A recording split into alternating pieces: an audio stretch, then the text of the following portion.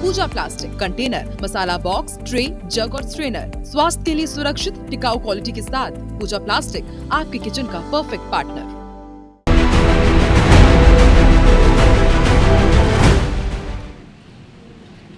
नमस्कार, बहुत स्वागत है आप सभी का। आप देख रहे हैं IBC 24 एक मिनट पूरी खबर। अब आपके सामने मध्य प्रदेश छत्तीसगढ़ की 20 बड़ी खबरें रखेंगे और 20 मिनट में मध्य प्रदेश छत्तीसगढ़ की हर खबर का पूरा अपडेट देंगे। शुरुआत करते हैं रायपुर से। रायपुर में राज्योत्सव से पहले छत्तीसगढ़ महतारी की मूर्ति से तोड़फोड़ हुई थी। हंगामे और विवाद के बाद छत्तीसगढ़ महतारी की प्रतिमा को दोबारा स्थापित कर दिया गया है।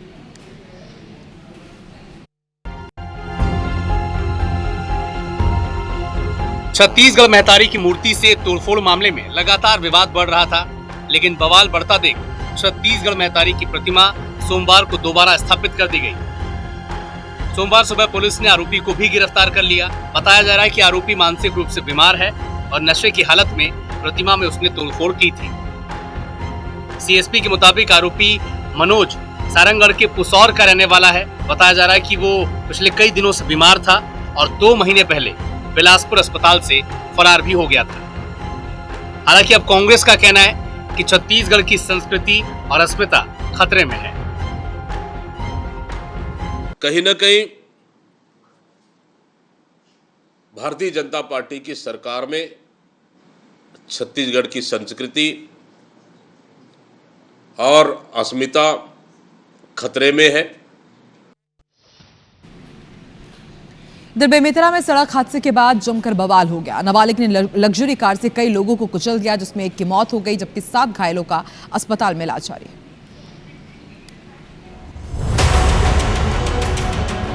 बेमेतरा में एक रईसजादे ने एक डिफेंडर कार से कई लोगों को रौंद दिया। बेमेतरा की सड़कों पर हड़कंप मच गया। आरोपी का नाम मेहर सिंह सलूजा है। गुस्साए सैकड़ों लोगों ने कार मालिक के घर तोड़फोड़ की। बाइक समेत 10 कार को नुकसान पहुंचाया। कार्रवाई की मांग को लेकर परिजन और स्थानीय लोगों ने शव को सड़क में रखकर जमकर प्रदर्शन किया। घंटों बाद प्रशासन की समझाइश के बाद परिजन माने। परिजन को 25,000 रुपए की सहायता राशि दी गई है।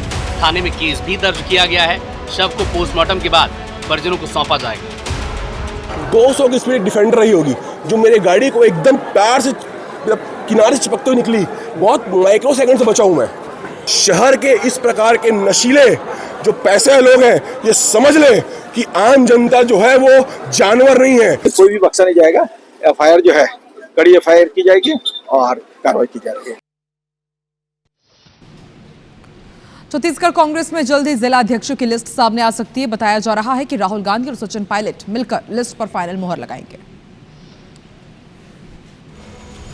छत्तीसगढ़ कांग्रेस के जिला अध्यक्षों के नाम 3 से 4 दिनों में फाइनल हो जाएंगे। बताइए जा रहा है कि राहुल गांधी और सचिन पायलट मिलकर नाम फाइनल करेंगे, जिसमें 50% महिला, युवा और SC/ST वर्ग के लिए कोटा रखा जा सकता है। आपको बता दें कि KC वेणुगोपाल, खरगे, भूपेश बघेल, TS सिंहदेव, महंत मिलकर एक बार बैठक कर चुके हैं। बताइए जा रहा है कि इस महीने के आखिरी तक नाम तय हो जाएंगे। हमें लगता है कि बहुत जल्द ही प्रक्रिया पूर्ण होगी और हमें तो इंतजार है नए सूची की। हम तो चाह रहे हैं जल्द सूची आ जाए ताकि हम लोग अपने काम पे फिर लग सके। हालांकि अब बीजेपी ने इस पर तंज कसते हुए कहा है कि कांग्रेस के हाईकमान को यहाँ की लोकल लीडरशिप पर भरोसा नहीं है। कांग्रेस में केवल परिक्रमा करने वालों की ही सुनी जाती है। अभी तो वहाँ पर जो स्थिति है वो बहुत ही बुरी स्थिति है। वहाँ पर परिक्रमा करने वाले लोग हैं, उनकी ही वहाँ पर सुनी जा रही है। प्रधानमंत्री नरेंद्र मोदी 1 नवंबर को छत्तीसगढ़ दौरे पर आने वाले हैं और इसे लेकर के सियासत शुरू हो गई है। कांग्रेस ने दौरे पर हो रहे खर्च पर सवाल उठाए। PCC चीफ दीपक बैज ने कहा कि PM मोदी 1 नवंबर को रायपुर आ रहे हैं। इसे लेकर बीजेपी की सरकार 5 स्टार जैसी तैयारी कर रही है। करोड़ों रुपए खर्च किए जा रहे हैं, लेकिन अस्पतालों में दवाइयां और सुविधा उपलब्ध नहीं है। आयुष्मान कार्ड से इलाज नहीं हो पा रहा है और इसी तरह राज्योत्सव में बाहर के कलाकारों के लिए करोड़ों रुपए खर्च किए जा रहे हैं, लेकिन छत्तीसगढ़ के कलाकारों के लिए बजट नहीं है। प्रधानमंत्री जी के दौरे होने अभी 1 तारीख को 5 स्टार तैयारियां की जा रही है, लेकिन दुर्भाग्य है कि इस सरकार ने छत्तीसगढ़ के गरीबों के इलाज के लिए पैसा नहीं है, बीजेपी ने पलटवार किया और कहा कि कांग्रेस ने प्रियंका गांधी के लिए करोड़ों रुपए के गुलाब के फूल बिछा दिए थे। कांग्रेस पार्टी क्या ये भूल गई है? किस मुझ से बात करते हैं जिन्होंने प्रियंका वाड्रा के आने पर करोड़ों रुपए का कहते हैं गुलाब सड़कों पे बिछा दिया था, और ये बात करते हैं हमारे कहते देश के प्रधानमंत्री जी के ऊपर। सूरजपुर में एक युवक की हत्या के मामले में पुलिस ने बड़ा खुलासा किया है। पुलिस ने बताया कि पत्नी और सास ने मिलकर युवक की हत्या की थी।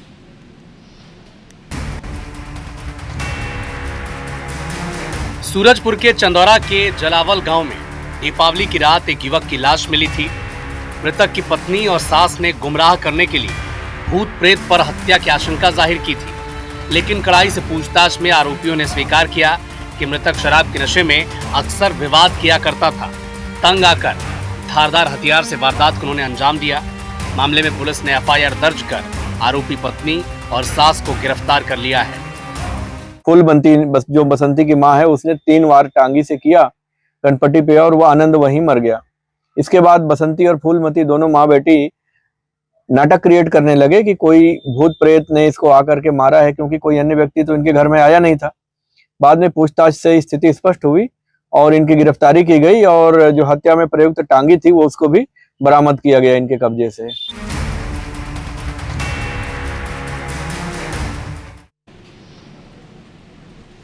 एक बार फिर बिलासपुर में धर्म परिवर्तन का मामला सामने आया है, जिसके बाद पुलिस ने एक्शन लिया है।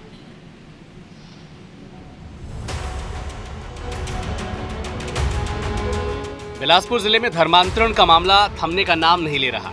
मस्तूरी थाना क्षेत्र में ग्राम हीरी में गोरेलाल टंडन और उनकी पत्नी के खिलाफ थाने में शिकायत हुई। शिकायतकर्ता ने बताया कि 26 अक्टूबर को ग्राम हीरी में प्रार्थना सभा के नाम पर धर्म परिवर्तन कराया जा रहा था। लगभग 70 ग्रामीणों को भोजन और आर्थिक मदद का लालच दिया जा रहा था। इनकी शिकायत मस्तूरी थाने में की गई है। लोगों ने बताया कि उनकी धार्मिक भावनाएं आहत हो रही हैं। गांव में तनाव का माहौल बना हुआ है। फिलहाल धर्मांतरण की शिकायत के बाद पुलिस मामले की जांच में जुटी है। घटनास्थल पर पहुंचने पर पुलिस ने पाया कि वहां प्रार्थना सभा चल रही थी और कुछ लोग धार्मिक भाषण दे रहे थे। स्थानीय लोगों ने बताया कि इस तरह की सभाएं पिछले कुछ दिनों से लगातार आयोजित की जा रही थी, जिससे गांव का माहौल खराब हो रहा था।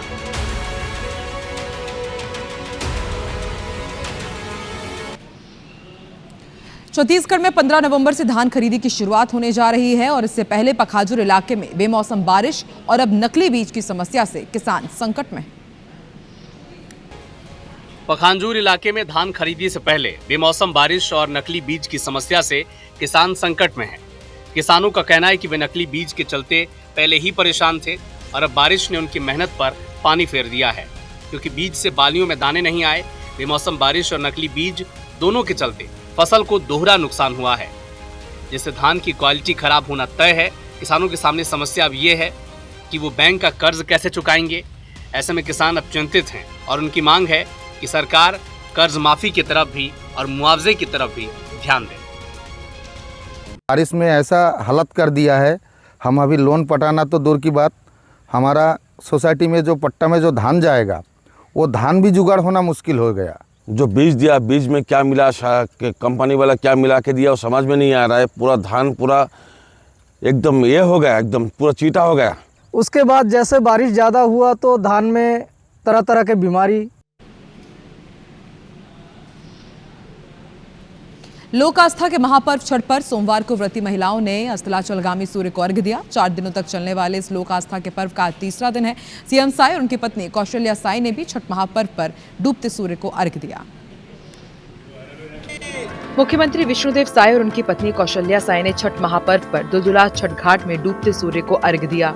इस दौरान उन्होंने प्रदेश की सुख समृद्धि और खुशहाली की कामना की। मुख्यमंत्री ने प्रदेशवासियों को छठ पूजा की बधाई और शुभकामनाएं दी। मुख्यमंत्री ने कहा कि क्षेत्रवासियों के आशीर्वाद से ही उन्हें मुख्यमंत्री बनने का सौभाग्य मिला है। सीएम ने कुनकुरी छठ घाट के लिए भी यहाँ पर खास घोषणा की। पूरे देश में छठ की छटा देखते ही बन रही है। मुख्यमंत्री ने इस मौके पर दुलदुला क्षेत्रवासियों की मांग पर छठ घाट के सौंदर्यीकरण की भी घोषणा की। सौभाग्य है कि हम अपने विधानसभा क्षेत्र के दुलदुला में छठ महापर्व के अवसर पर यहाँ पर आए हैं और आज जो व्रती हमारी माताएं बहनें हैं, बंधु हैं, उनका दर्शन हुआ है और उनके साथ सूर्य भगवान का और छठी मैया का पूजन अर्चन किए हैं।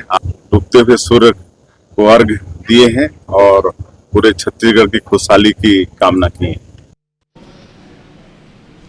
राजनांदगांव के बसंतपुर थाना क्षेत्र स्थित शिवनाथ नदी में डूबने से 2 बच्चों की मौत हो गई। रविवार की देर शाम कुछ बच्चे नदी में पाटा निकालने उतरे थे और नीचे गहरे पानी में जाने से दोनों की मौत हो गई।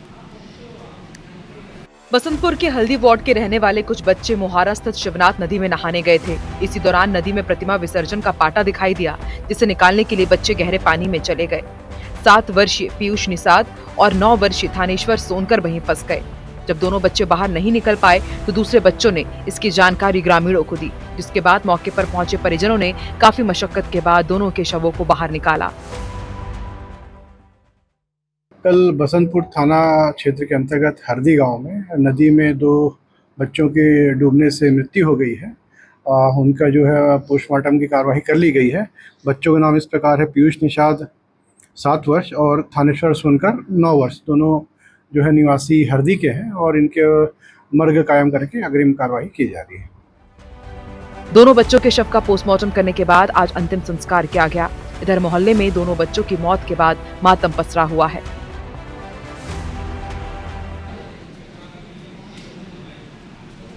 आईपीएस रतनलाल डागी मामले में अब नया मोड़ सामने आया। यौन शोषण के आरोप लगाने वाली महिला ने रतनलाल डागी की पत्नी की भी आपत्तिजनक तस्वीर ले ली थी और उसे ब्लैकमेल किया था।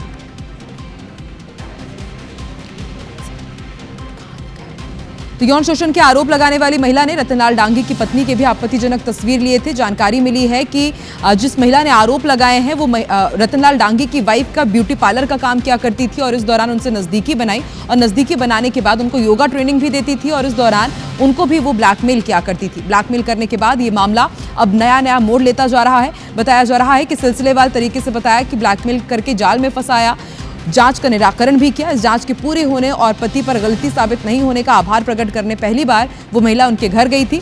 तब घर पर महिला ने आईपीएस डांगी से नहीं बल्कि उनकी पत्नी से मुलाकात की। खुद को ब्यूटिशियन बताया, ड्रेस डिजाइनर बताया। मिसेस डांगी के घर पर ही स्पा और मेकअप कर दिया करती थी।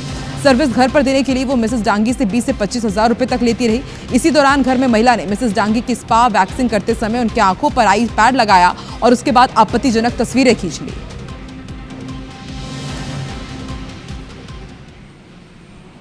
मध्य प्रदेश के सतना और अनूपपुर में ट्रेन हादसों की खबर सामने आ रही है। इस घटना में कोई जनहानि तो नहीं हुई, लेकिन रेलवे पर कई सवाल एक बार फिर खड़े हुए हैं।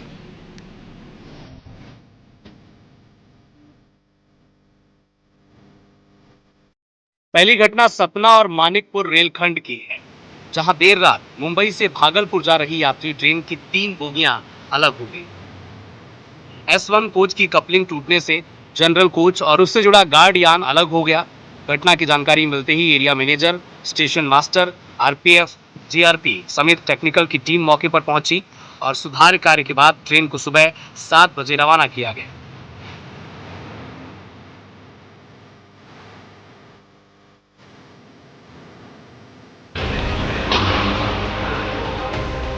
दूसरी घटना अनूपपुर रेलवे स्टेशन की है, जहां चलती मालगाड़ी में विस्फोट हो गया।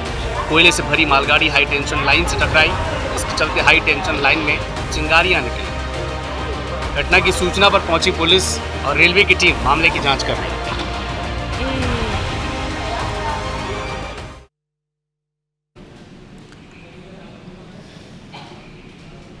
श्योपुर जिले के चंद्रपुरा गांव में प्रशासनिक लापरवाही और भ्रष्टाचार के खिलाफ ग्रामीणों का गुस्सा फूट पड़ा।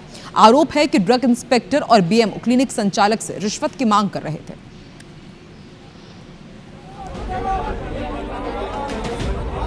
ग्रामीणों के विरोध के बीच पुलिस और अफसर। तस्वीर श्योपुर के चंद्रपुरा की है। क्लिनिक संचालक से रिश्वत मांगी गई और पैसे न देने पर क्लिनिक सील करने की कार्रवाई की गई। यह आरोप गंभीर था। हालात बिगड़ गए तो पुलिस और एसडीएम को भी मौके पर पहुंचना पड़ा। ग्रामीणों ने सवाल उठाया कि अगर ये निजी डॉक्टर नहीं होगा तो हमारे गांव के बीमार लोगों को कौन देखेगा। ग्रामीणों ने यह भी कहा कि सरकारी अस्पतालों की बदहाल व्यवस्था और स्वास्थ्य विभाग की लापरवाही के चलते उन्हें निजी डॉक्टर पर भरोसा करना पड़ता है। ऐसे में इस तरह की कार्रवाई जन विरोधी और अन्यायपूर्ण है। रात में 2 बजे 1 बजे कोई मरीज आ जाता है, उसको कभी खाली हाथ नहीं भेजते हैं यहाँ से और उनको उसका इलाज करके देते हैं। हम ग्रामवासी रात में इलाज कराने कहाँ जाएंगे? कोरोना काल में इन्होंने बहुत अच्छी सेवा दी है हमारे लिए। किसी को अगर इमरजेंसी हो, श्योपुर जाना हो, हॉस्पिटल में कहीं ले जाना तो बेचारे अपनी गाड़ी से श्योपुर भी छोड़ने जाते हैं। जबलपुर के गोहलपुर के स्थित सरकारी अस्पताल के खुले हुए सेप्टिक टैंक में गिरने से 2 मासूम बच्चों की मौत हो गई। दोनों मासूम सगे भाई थे। जबलपुर के मनमोहन नगर अस्पताल के पीछे मैदान में बच्चे क्रिकेट खेल रहे थे, तभी उनकी बॉल अस्पताल की बाउंड्री के अंदर चली गई। बॉल ढूंढने के लिए अंदर गए विनायक और कान्हा नाम के बच्चे खुले पड़े सेप्टिक टैंक में गिर गए। काफी देर तक वापस नहीं आने पर साथ के बच्चों ने घर जाकर उनके परिजनों को सूचना दी, जिसके बाद करीब 4 घंटे की सर्चिंग के बाद दोनों बच्चों की डेड बॉडी सेप्टिक टैंक से बरामद की गई। वहीं सरकारी अस्पताल में इस तरह खुले पड़े सेप्टिक टैंक को लेकर स्थानीय लोगों ने लापरवाही का आरोप लगाया और कार्रवाई की मांग की। पुलिस ने डेड बॉडी को पोस्टमार्टम के लिए भेजते हुए जांच शुरू कर दी है। वहीं मुख्यमंत्री ने दुख जताते हुए मृतकों के परिजनों को 4-4 लाख रुपए की आर्थिक मदद की घोषणा भी की है। इसमें मर्ग पंजीबद्ध कर दिया गया है। पोस्टमार्टम हेतु अभी इसको रखाया गया है और इसमें आगे जांच की जाएगी और इसमें जो भी जिसकी लापरवाही पाई जाएगी उसके खिलाफ वैधानिक कार्रवाई सुनिश्चित की जाएगी। विदिशा में एक दलित युवक न्याय के लिए ठेले पर परिवार को लेकर भटक रहा है और सवालों के घेरे में है पुलिस और प्रशासन। विदिशा के विक्रम अहिरवार ने लोकायुक्त के जरिए एसआई संजय सिंह को रिश्वत लेते पकड़ाया था। पीड़ित का कहना है कि इसके बाद से आरोपी पुलिसकर्मी और सहयोगी झूठे केस में फंसाने की धमकी दे रहे हैं। एसपी से कई शिकायतों के बावजूद कोई कार्रवाई नहीं हुई तो विक्रम ने परिवार समेत बच्चों को ठेले पर बैठाकर भोपाल के मुख्यमंत्री आवास के लिए पैदल मार्च शुरू किया। मांग है कि संजय सिंह को जिले से बाहर भेजा जाए। मामले में एडिशनल एसपी प्रशांत चौबे ने कहा कि फरियादी के खिलाफ कई आपराधिक मामले दर्ज हैं, लेकिन एसआई के खिलाफ कोई सबूत नहीं है।